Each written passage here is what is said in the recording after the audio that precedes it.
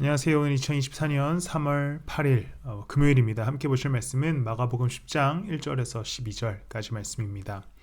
이제 예수님께서 유대 지방으로 가시게 됩니다. 그리고 요단강 건너편으로 가시는데 무리가 예수님께 모여들게 되지요. 그리고 예수님께서는 그냥 하시던 대로 사람들을 가르치게 됩니다. 그런데 바리새파 사람들이 찾아와요. 그러면서 예수님께 묻습니다. 예수를 시험하여 물어요. 남편이 아내를 버려도 됩니까? 이 질문을 하는 이유는 정말 이것이 궁금해서가 아니라 당시에 헤롯 대왕이 자신의 아내를 버리고 자신의 동생의 아내와 결혼하는 그러한 죄를 저지르게 되죠. 침례 요한이 그것을 지적했다가 사형을 당하게 됩니다. 이것을 시험에 들게 하기 위해서, 예수를 걸려 넘어지게 하기 위해서 이 질문을 하게 됩니다. 그러면서 자신들은 보호막을 쳐요.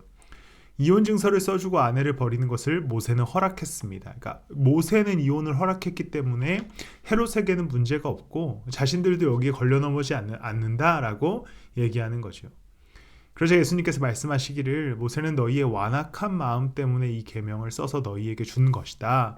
그러면서 이 율법을 다시 한번 정리하시면서 7절부터 9절까지 하나님이 짝지어 주신 것을 사람이 갈라놓을 수 없음을 말씀하시면서 율법에 국한되시거나 혹은 세상의 논리와 위협에 흔들리지 않으시고 예수 그리스도의 뜻, 즉 하나님의 뜻을 선포하게 됩니다.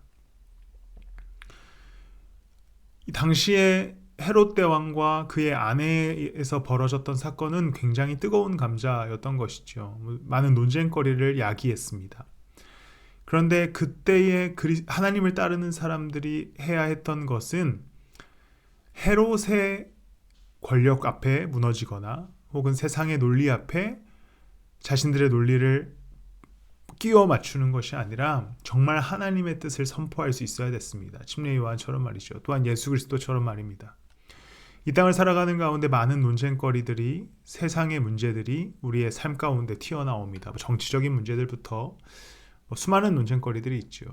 그때 그리스도인들이 해야 할 것은 하나님의 말씀과 뜻을 찾아가는 것입니다.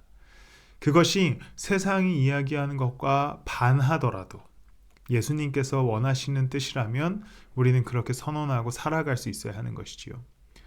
세상에는 수많은 논쟁거리들이 있습니다. 갈등을 야기하는 것들이 있어요. 젠더 문제라든지 정치적인 문제라든지 약한 자들에 대한 문제들. 그 속에서 그리스도인들이 해야 할 일은 예수 그리스도의 뜻을 찾아 나가는 것입니다. 우리가 이제 또한 한 달과 한 주간을 살아가면서 그리스도의 뜻을 찾아가는 우리의 삶이 되기를 소망합니다. 기도하겠습니다. 하나님, 세상은 혼란하고 악하여 수많은 논쟁거리들과 갈등의 요소들을 갖고 나옵니다.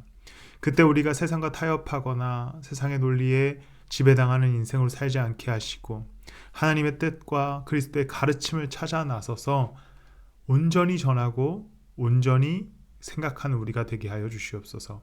감사합니다. 예수님 이름으로 기도드렸습니다. 아멘.